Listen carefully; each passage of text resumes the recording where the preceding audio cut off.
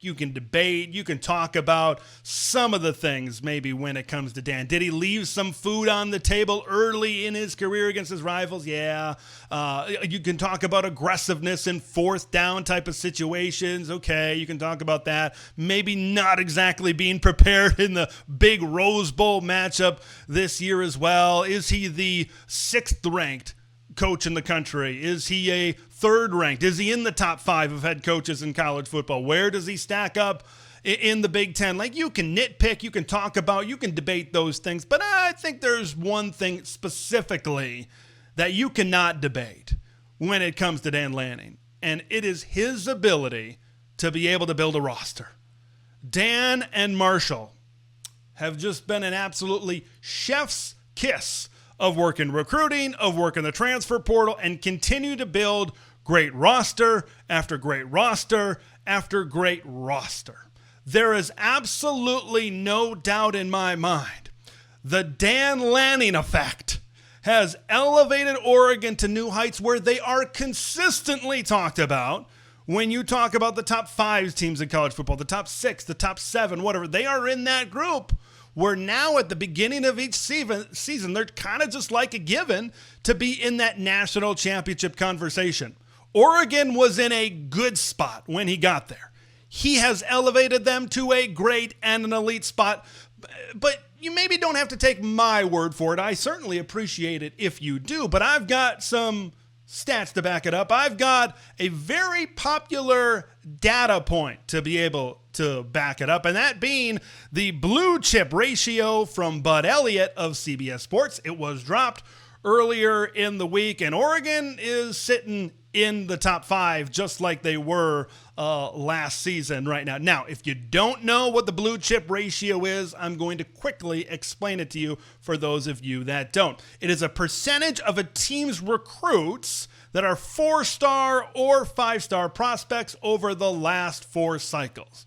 You bring in good players equal good teams, and good teams equal teams that can lift the trophy, certainly at the end of the season.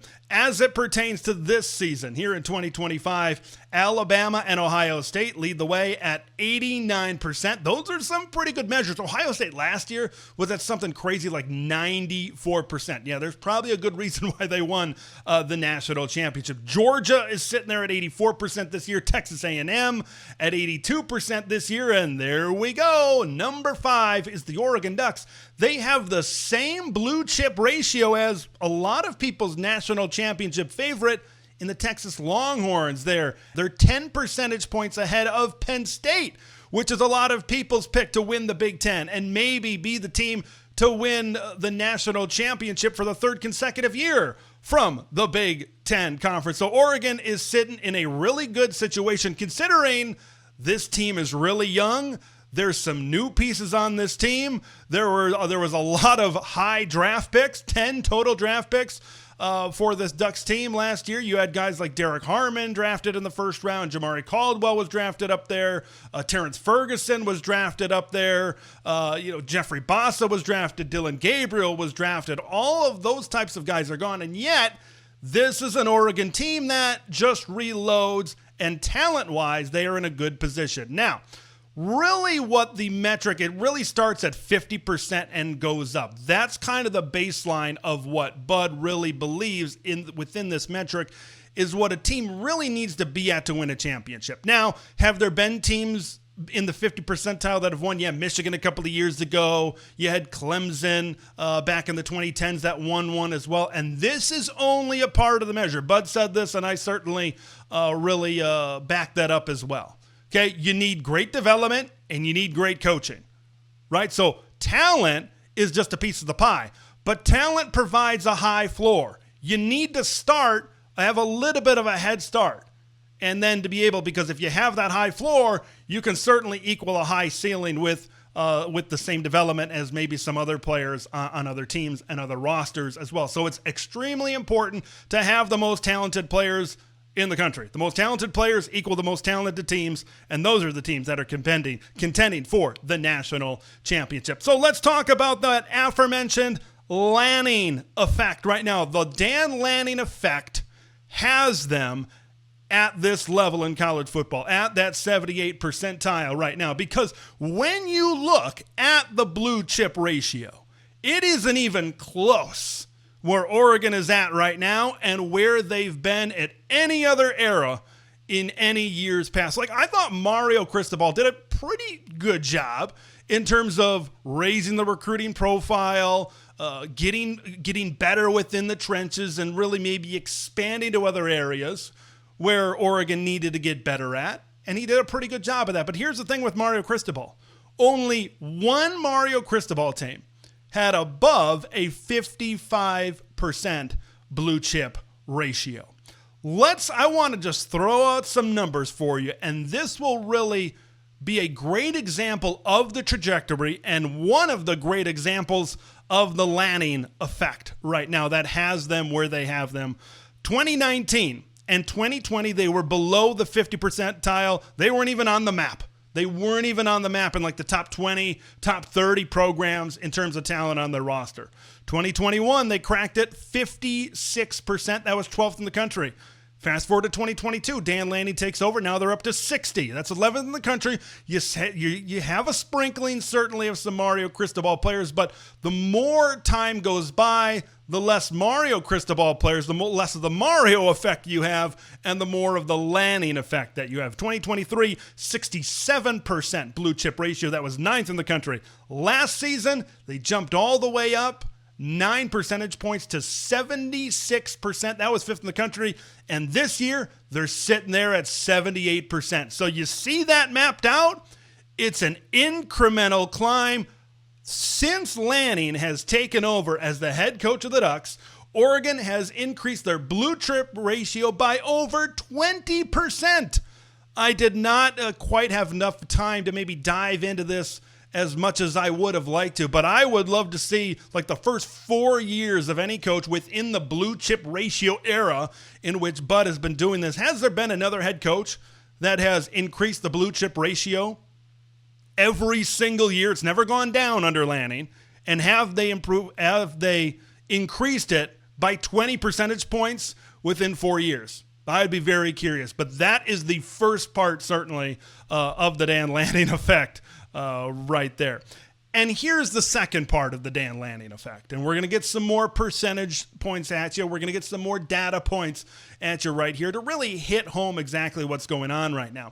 I think the Ducks are hitting their talent acquisition prime, but possibly haven't reached their peak. Let's break down blue chip guys in each recruiting class. Now, that was the teams. This is the recruiting class specifically, one class that was 4 cycles. 2023, 60% of the guys were blue chip guys. 2024, 70% of the guys were blue chip guys.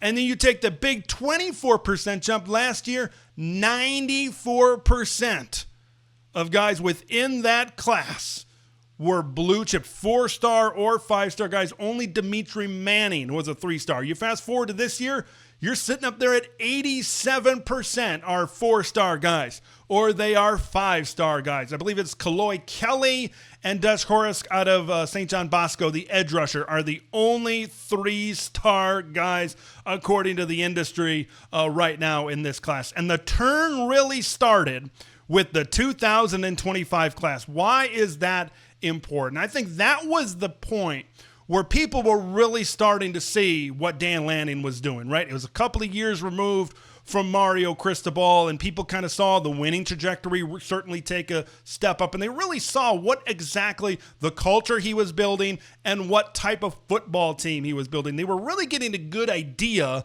of what a Lanning-era Ducks team is really all about. I don't know where the peak is going to be.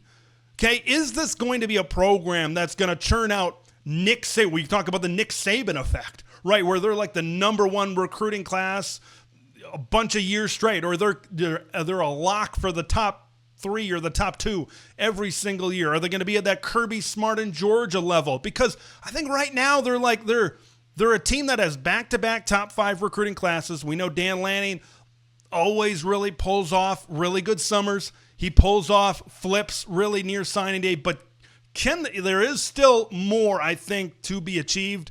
consistently when it comes to bringing in this type of high school talent, which we know is the lifeblood to any college football program. So that's kind of exciting. It's exciting. Now, this might be just where Oregon lives. They might live in the top 5 from like number 4 through number 8, and maybe they can't quite crack that to get up to number 1.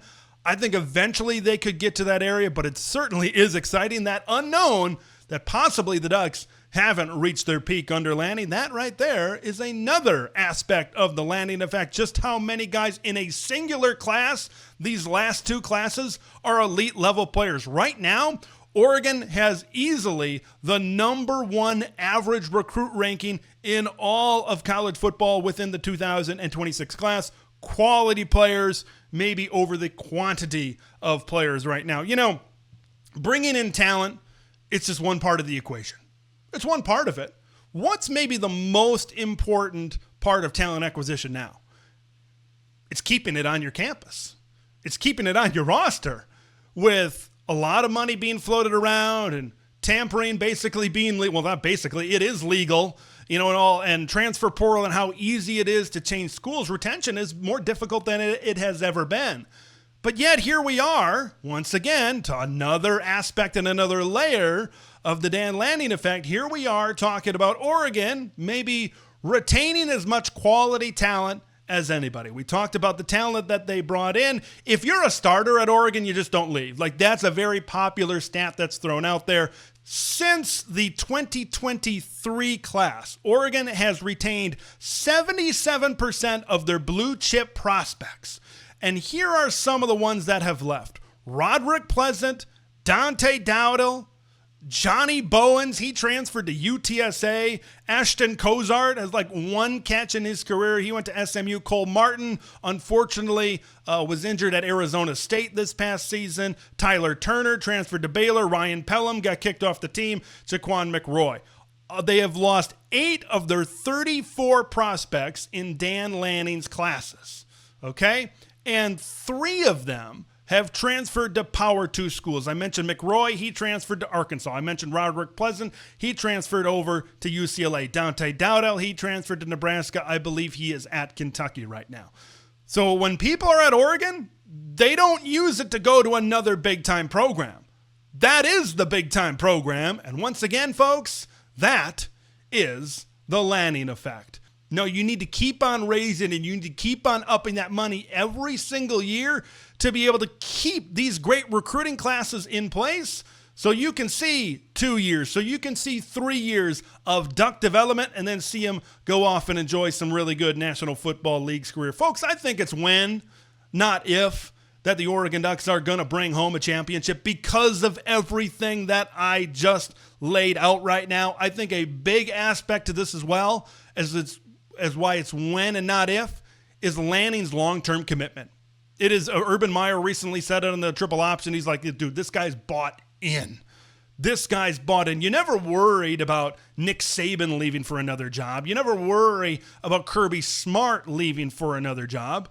And now you're not really worrying about Dan Lanning leaving for another job. So you know that there is that stability in place, that this is going to be a program that's just going to constantly reload and reload and reload and have this type of elite talent and these type of blue chip ratio every single year. Folks, if your talent level is that high and it keeps on increasing like Dan has been able to do, you got to use the word when and not the word if.